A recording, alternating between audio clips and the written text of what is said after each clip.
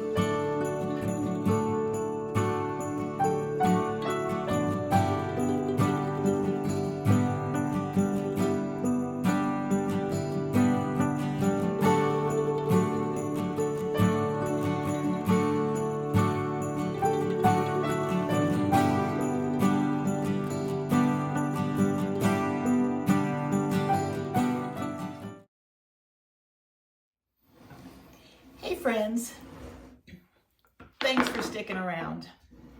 Well, it is beginning to finally look like Christmas around here.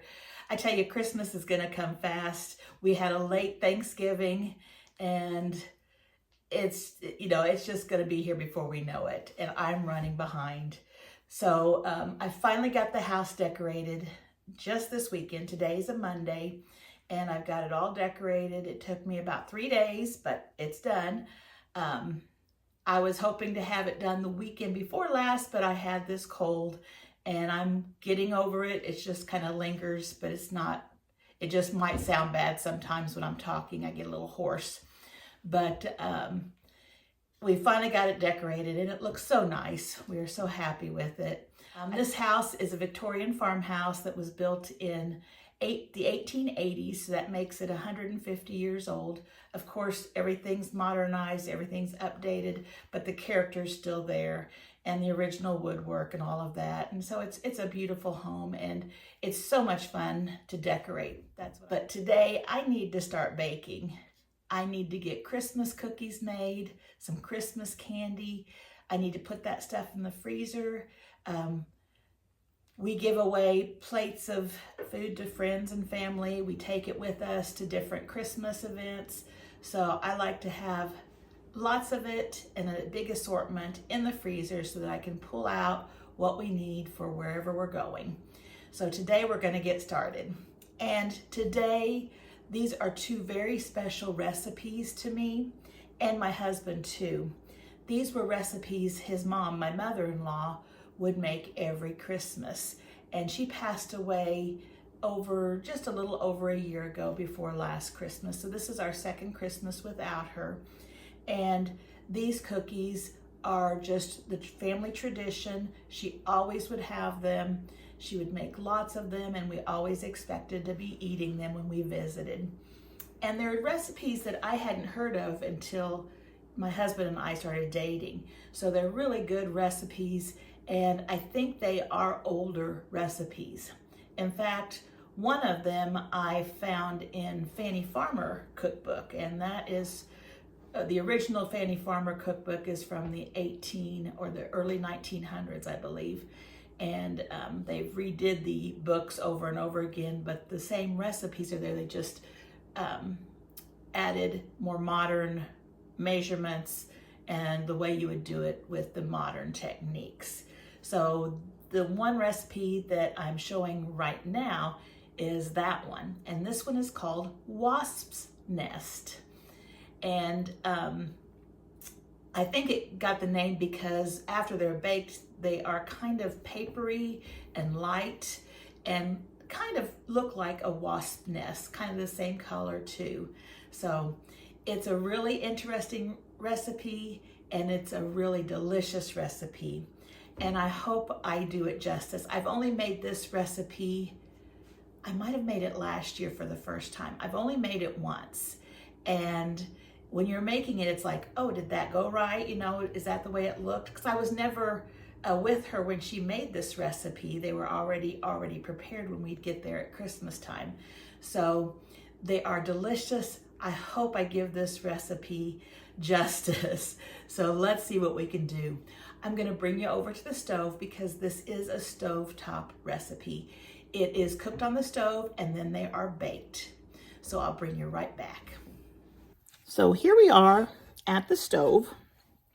And before we get started, I do want to show you, I have my recipe in a Ziploc bag.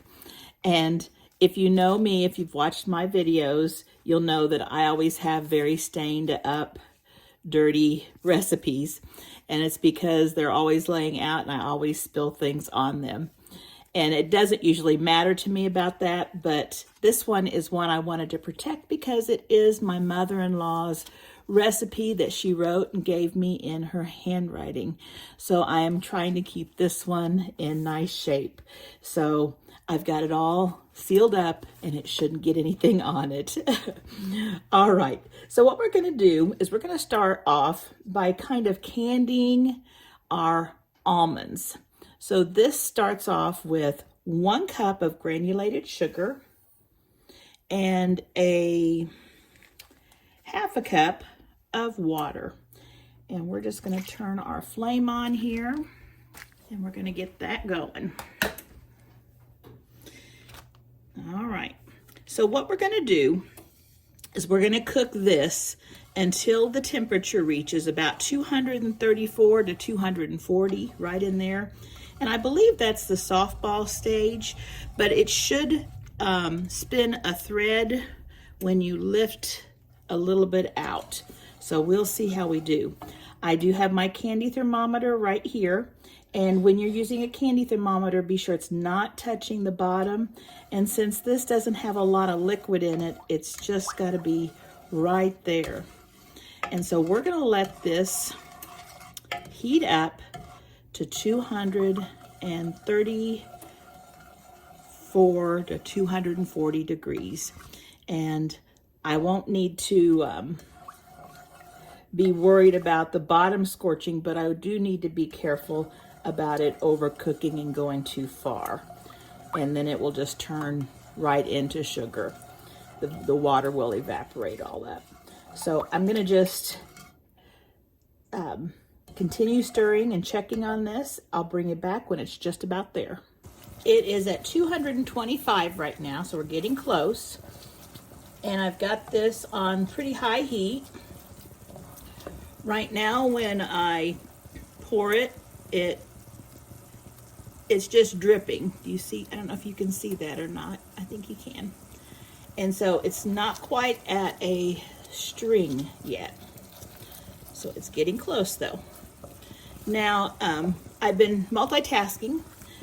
You're going to want to take a box of Baker's unsweetened chocolate or any kind of unsweetened chocolate bars. It needs 4 ounces and one of these boxes is 4 ounces and you want to melt that. So make sure that you can get that melted. It's not going to be important to have it already exactly the same time, but that's something you could be doing while this is cooking. Again, this isn't going to scorch unless you go really over the heat, but it will kind of caramelize a little bit. So let's see if it's starting to spin. Sometimes I don't know if my thermometer's working accordingly, so I always like to keep track of it. So it's just about, not quite. It's dripping a little slower. Did you see how it kind of stretched out when it was dripping? And I just need to make sure I keep it stirred up around the thermometer so it's getting the same temperature. So it looks like we're just about at 230. Remember, we're going to 234 to 240.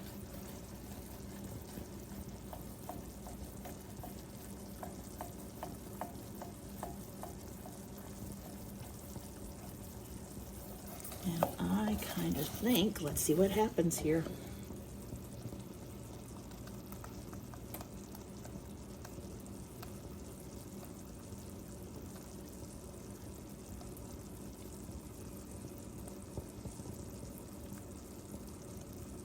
Oh, it's starting to. I think we're just about there.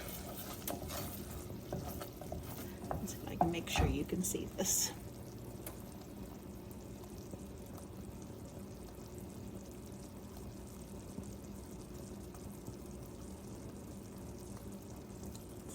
Just about making a string. There it goes. When it cools to a certain point, and I think we're there. It says 240. Let's turn that heat off. And let's try one more time to see if you can see what it looks like again. And it's not until it cools off a little bit so it gets to the end. And you see how that just stretches all the way down to the pan? And when it comes up, you can't probably see it, but there's a little bit of a thin hair. There it goes. There it goes.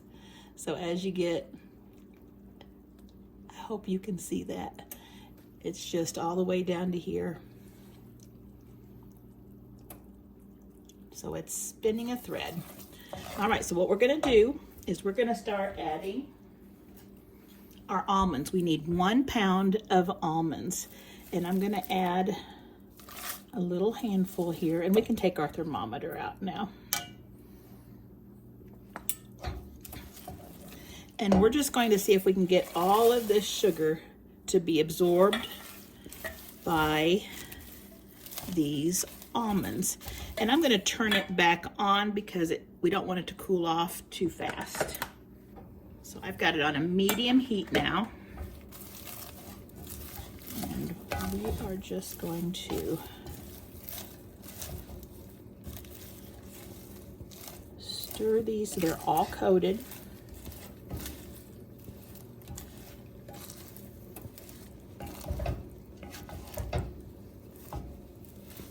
And they're going to start sugaring. And that means all the liquid has been absorbed and they just have the sugar left. But you want to make sure you toast all of them. Get them all in there.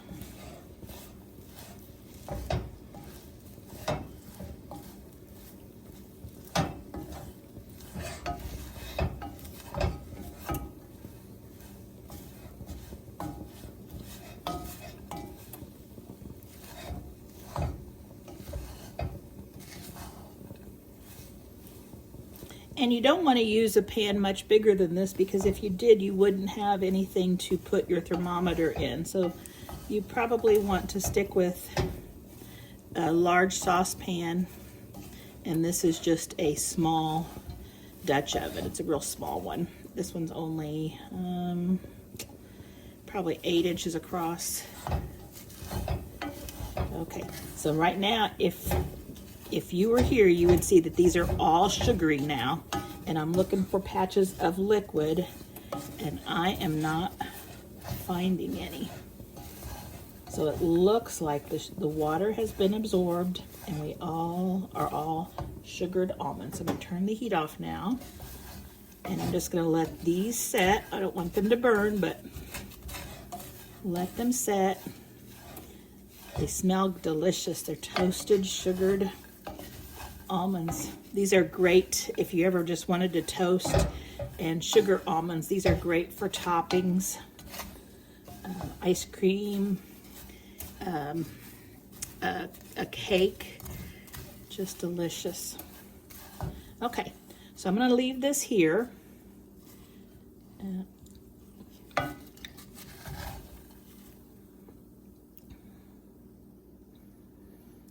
you can see that.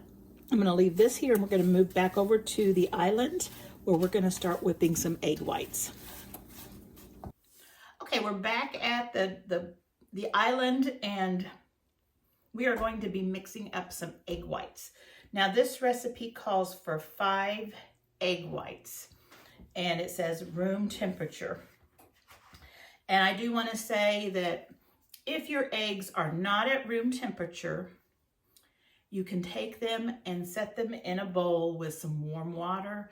That will warm them up a little quicker. You don't want to put real hot water because you don't want to cook your eggs. You just want to get them to room temperature. But, and the reason they want them at room temperature is because that will whip higher than a cold egg white.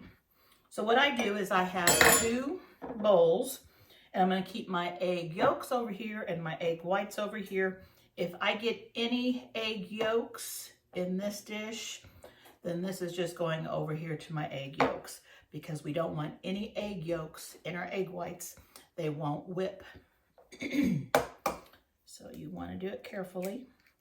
And I just break it in half, and I let the egg white run off the shell and just move the egg yolk back and forth, and then into the cup it goes. And then after I put it in here, I put it right into my bowl, because I don't want to taint 2 egg whites if I get egg yolk in this egg. And these are really fresh eggs, so they should do pretty good. The ones that are older, sometimes the yolks are more fragile. And then dump your egg white.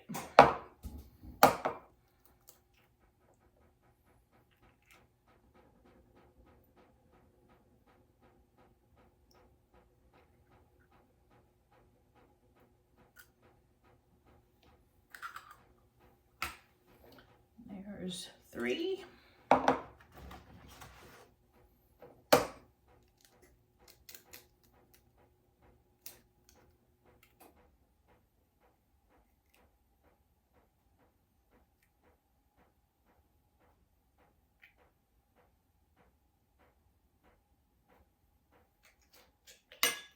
And that egg yolk broke, but it was after I had flipped it over to the other shell, so no egg yolk is in my egg white. So that's 4.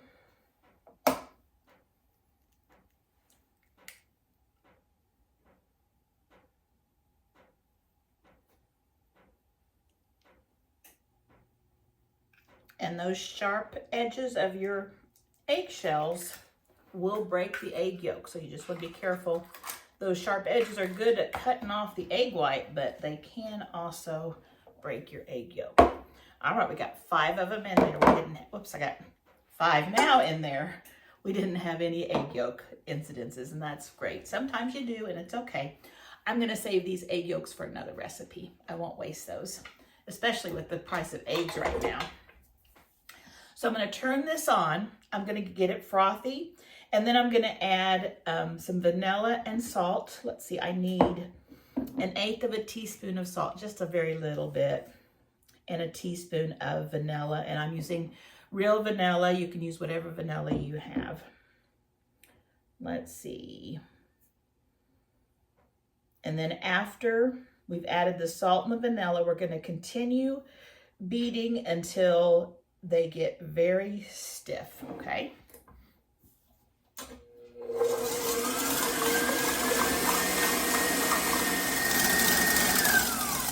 I brought you down closer so you could see. As you can see right now, this is just frothy. There's liquid at the bottom still, and then these egg yolks have big, large bubbles, just kind of like your soap water in your dish pan. And so now we're going to take a small pinch of salt. And usually I use kosher salt, but because this doesn't have any liquid to help dissolve that salt, it's just the egg whites. They're going to be kind of dry. I'm just using a finer salt. You could just use table salt, canning salt. This was pink Himalayan sea salt, but it just will keep it to be more evenly distributed. And then a teaspoon of vanilla. And I might be a little healthy teaspoon there, but that's all right. Now we're going to whip it until they get to be very stiff. And then we're going to start adding powdered sugar.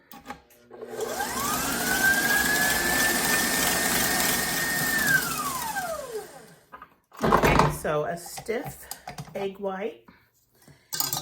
We'll hold it. These are really stiff. We'll hold the shape really well. Okay, I almost went too far. We'll see. So now what we're going to do is add a pound of powdered sugar. And a pound of powdered sugar is about 3.5 to 4 cups. So we're going to go toward 3.5 cups. Let's see, this is a 1/2 cup, so I'm going to need to add 7 of these. So here's 1.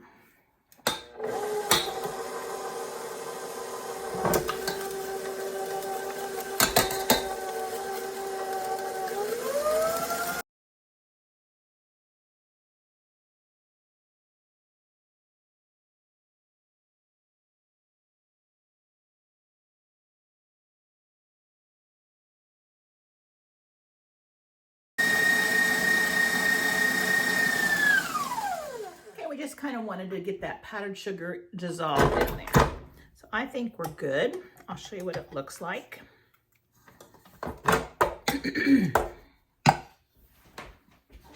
Move our mixer out of the way.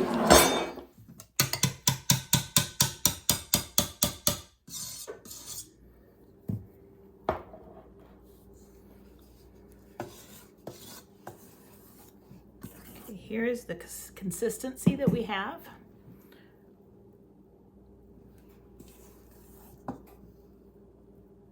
Okay, now what we're going to do is we are going to add our melted chocolate and our sugared almonds.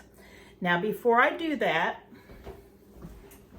you want to have your cookie sheets well buttered. And I just take a stick or a piece of a stick and just rub it on there, because these are going to want to stick to your pan while they're baking. So if you have the butter on there, that should help.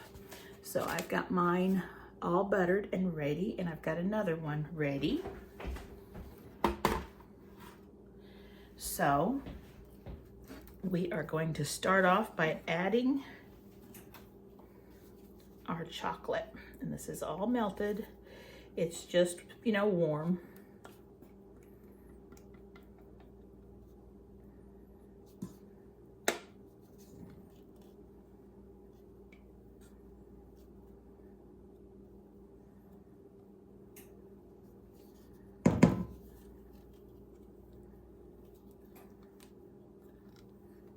Get all that out of there.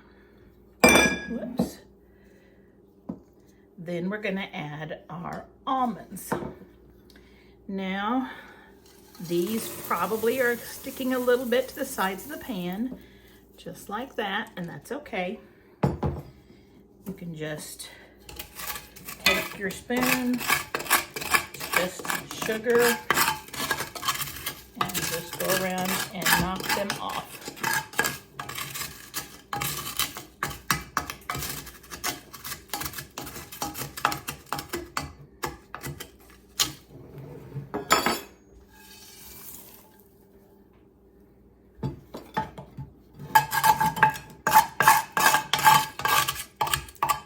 And this will clean up really easily. It's just sugar, so with water it will dissolve.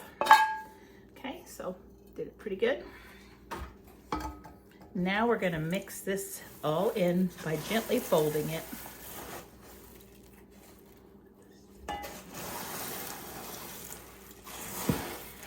We've got the chocolate and the almonds and the egg white powdered sugar mixture.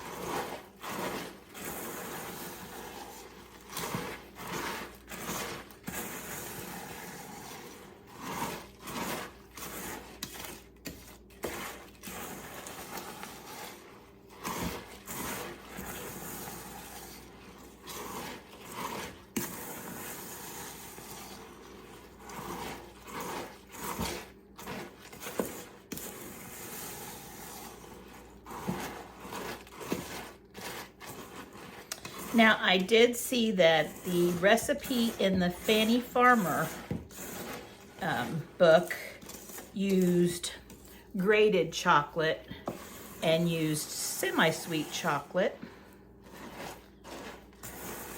but then they had it just a little bit less powdered sugar.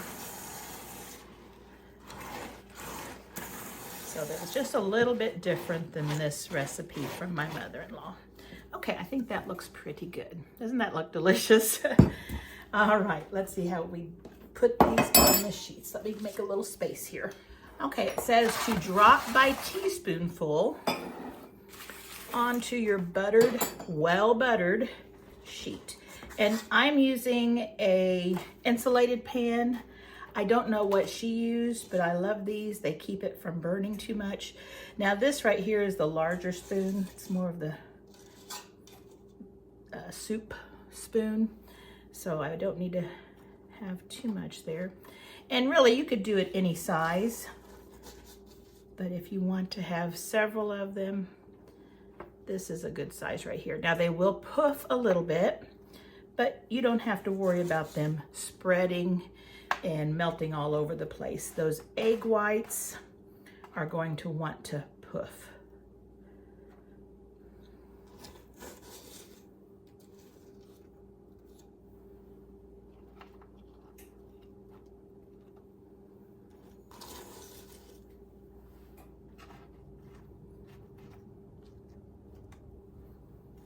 And I have my oven heated to 300 just 300 degrees for these. If you've ever heard of those nighty-night cookies, they use egg whites, and you beat your egg white, put some chips, I believe, in it, sugar, and then you put them in your oven, and then a heated oven, and then you turn it off and go to bed, and the next day when you open your oven, they're nice, puffed, and dried out, and those are good. And these are similar to that, but there's a lot more flavor to these. And this is a large batch. I noticed that this was twice as much as the Fanny Farmer recipe, so it is a large batch.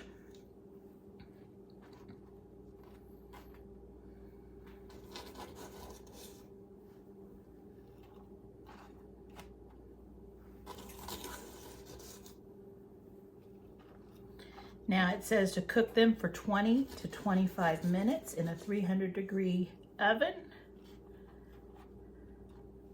And so we'll stick these in and see what they look like when they come out. I'll bring you back in just a minute. Okay, I just took them out of the oven. I cooked these for 25 minutes. My oven doesn't seem to get quite as hot. So it usually takes a little longer for mine to cook. So if you have a hot oven, it'd probably be closer to 20 minutes. If it's not as hot, probably 25. Now, I don't know if you can hear this, but they sound hollow and hard. Okay, we're gonna leave them on this cookie sheet for 5 minutes before we take them off, and then we'll let them cool completely. And I'll bring you back when we get ready to take them off the sheet. All right, let's see if they come off of our sheet. So I'm just gonna put this on this parchment paper tray here. Oh, yep. So what you have is a nice crispy cookie, and it's probably a little soft inside. You could cook it longer so it's hard all the way through, but we like to have them a little bit moist inside. If I break it in half, it's kind of hollow and looks kind of like a wasp's nest. Let me try it. So let's give this a try.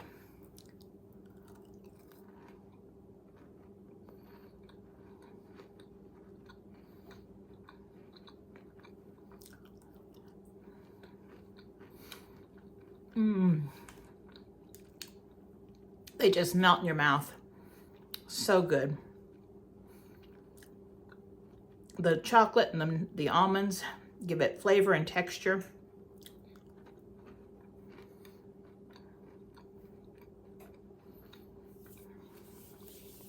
You need to try this recipe. It's a really good recipe. And I think I did my mother-in-law proud. So If you like this recipe, I'll have the recipe at the end of the video. It will also be posted in Blue Rooster Farms Facebook page on Facebook, and I'll have that about 2 days after the video here is released. So I hope you enjoyed this recipe. Stick around, I've got my second one coming up. The next recipe that I'm going to be showing you is another one from my mother-in-law, and this one is called Chocolate Pecan Crinkles, and it's a really good chocolatey kind of candy cookie both together. We are going to work on the stovetop first, and then we're going to be baking them in the oven. So it's going to be cooked on the stove and in the oven. But these are really, really good. And these can be kind of tricky. Sometimes they don't firm up as well, but you have to be really careful that you cook it just the right amount of time. So let's get right over here and I'll show you how we do it at the stove. Okay, so to make the chocolate pecan crinkles, we are going to start with 1/2 cup of real butter,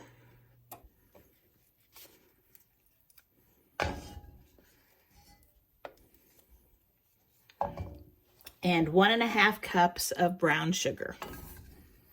Now, if this is my brown sugar that I make, if you want to make your own brown sugar, you can find the video I made on how to make it. I'll just put the link right here on the screen. And we are going to melt this, and we're going to turn it up pretty good high heat, medium high, and get this butter melted into this sugar. Now the recipe says that you want to cook this until the sugar dissolves and it's a little bubbly around the edges. Well, when they say dissolve, it doesn't dissolve the crystals. It just melts the butter and they all soak in together, and then you'll see little bubbles around the sides. So let's see what we got here. And you might think, oh, that's never gonna get to be liquidy, but it does, because there's a lot of butter that will melt and it will soak into that sugar. Now, these cookies, like I said, we're going to start with them on the stovetop, and then after we add everything, they are going to be baked. Now, unlike the wasp's nest that we made earlier, these are cookies that will spread. They spread a lot. So we are going to have to make sure that we give them some space on the cookie sheets. And what you need to do is you need to prepare your cookie sheets by lining them in foil and then buttering the foil, because this is going to be, it can be really hard to get off if you don't add enough butter to your sheet and you want it to come off easily. Okay, so now we call this dissolved, even though there's still sugar crystals in there. I know, it confuses me too, but the butter will not dissolve it. You need a liquid to dissolve that. So what we're going to do is wait till we get some bubbles around the edges, and that will tell us that we're ready for the next ingredient. Now, before you start cooking this, you do want to take some pecans and you want to get them ground up pretty fine, not just chopped, but ground up more like that. And those are what we're going to be adding here last. But I have all my ingredients ready to go, because once we get this, it's really fast and simple. All right, if you look carefully, you can see some bubbles right over here. We're starting to get a little bubbling around the edges. So it's just starting to do that, and that's what we want. We want it just to be starting to do that.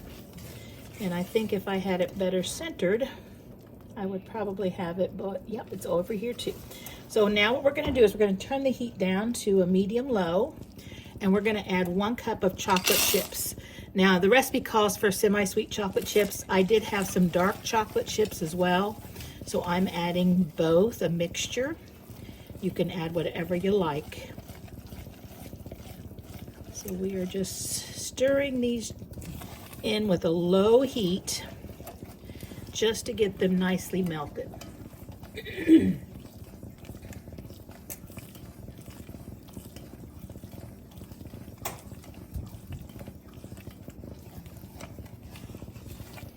Okay, so once they're melted, you want to stir this whole time. That looks good. Once they're melted, we're going to turn the heat off. And we are going to add 2 teaspoons of vanilla. I may have been a little bit generous. We're going to add 2 cups of finely ground pecans.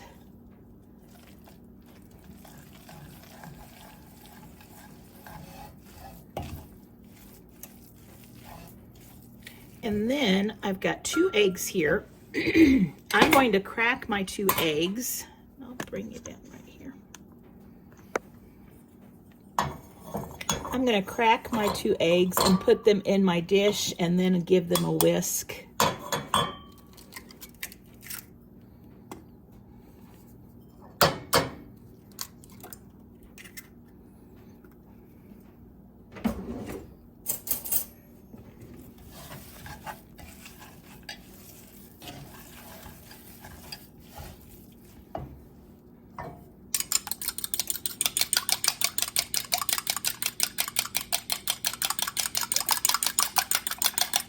Okay, and then we're going to pour this into our mixture and stir it around.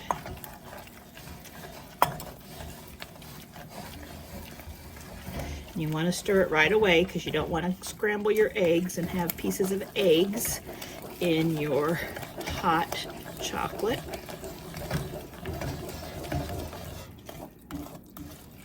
Remember, your heat is off. Just a little bit more in there.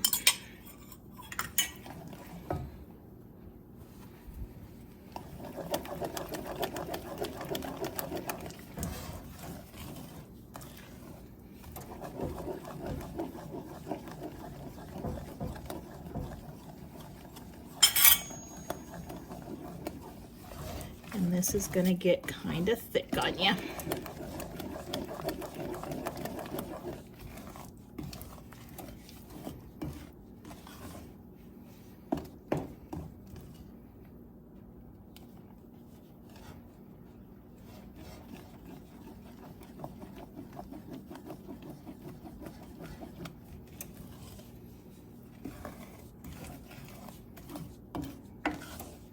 Okay.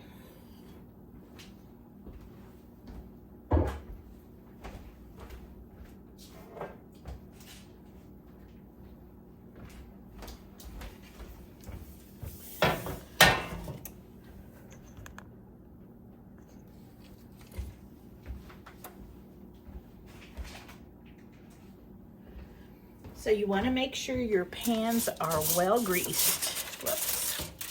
And you do have aluminum foil on them. And I just put a little butter on my paper after I use whatever's on there. And I just keep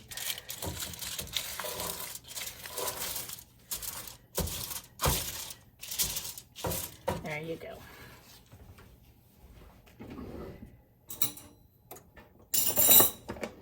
Okay, now you're going to be putting teaspoon size cookies on this sheet. I've got my oven heated up to 325 at this point. This is bigger than a teaspoon, but I'm just using it because it'll come out easily. And you want to make sure that there is plenty of space between them, because they do like to spread.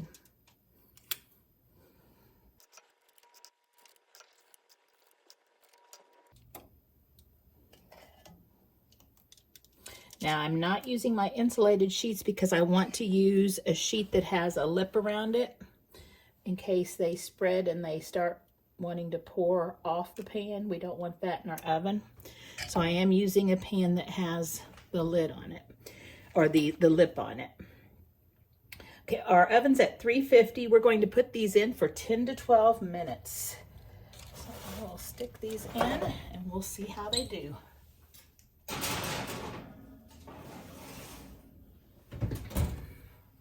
I'll bring you back when I take them out. Okay, I'm bringing you back real quickly because I was looking at my cookies. Turn that off. I was looking at my cookies and they're done, but they looked a lot flatter than they should be. And I was reading the recipe and I was going through it and it said,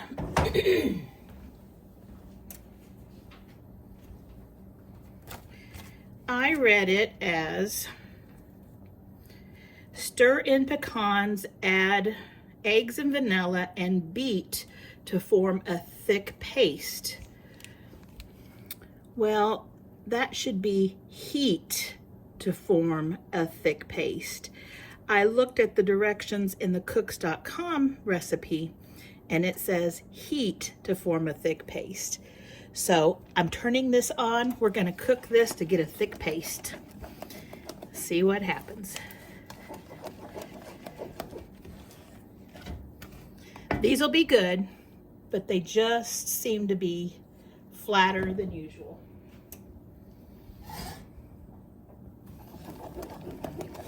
Now this you do want to watch because you don't want it to scorch.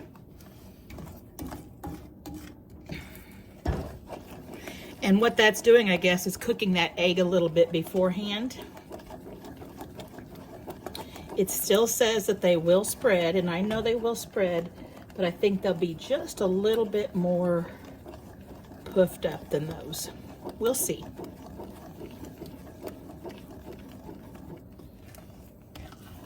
Yeah, it's thickening up already. Okay, so I've brought this to a boil. This is probably the stage we need to stop at.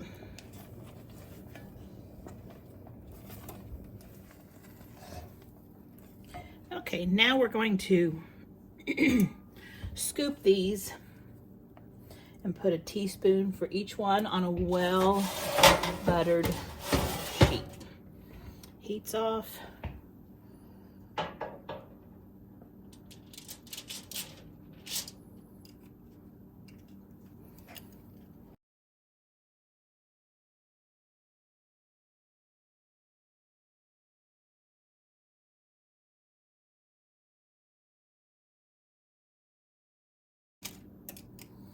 All right, let's try cooking these and see what happens.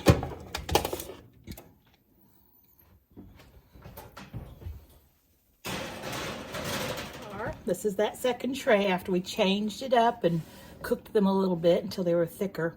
These I cooked for about 13 or 14 minutes. My oven runs cooler than other ovens, so it had to cook a few more minutes than probably most ovens would. It says, chill as soon as removed from oven. When cold, remove at once and store in an airtight container. If air gets to them, the cookies will get soft and chewy. Now, we like them soft and chewy. This recipe will make about 2.5 dozen cookies. So what I'm going to do is I'm not going to put them in the freezer immediately. I'm going to set them where it's a little cooler in the house, probably in our breezeway. And then as soon as they get to where they're not as hot, I will set them in the freezer. Then I'll take them out and I will put them in a container. These do freeze really well. And so do the wasp's nest. They freeze good too. You just want to make sure they're in a container that's sealed. So these are looking really good. I'll bring you back for a taste test in a minute. Things got a little busy here, so it's been a couple hours since these came out of the oven. Andy had several. He had to do the taste test and compare which ones he liked better, the flat ones or the mounded ones. And I think he did prefer the ones that are these right here. He had tried to make them in the past too, and I think he had also read it the same way I had read it, and his were flat and spread a lot too. So it's interesting that when you do this, it changes it. But they are really good. Like these flat ones, they're not crispy. They're kind of chewy. And they're just really rich. These that are like this, again, they're kind of chewy, but they're crispy too. You can see what the insides look like there. And just really yummy. If you like brownies and things like that, chocolate, like Tootsie Rolls, just a really rich flavor with a little bit of chew, and then of course those pecans. I think you're really going to like these. These have been our family's favorites. These in the wasp nest, they're really well loved in our family, and so I think you will like them too. So I hope I get the recipe written correctly for you guys and make sure I write heat, not beat, on the recipe. And I think you will enjoy them. Give them a try.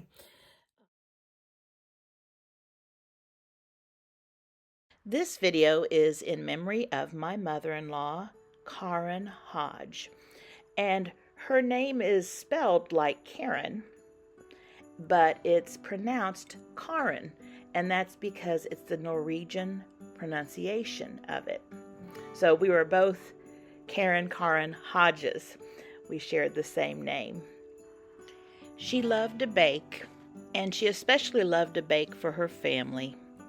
We are so fortunate to have these recipes to enjoy and remind us of the wonderful time spent with her.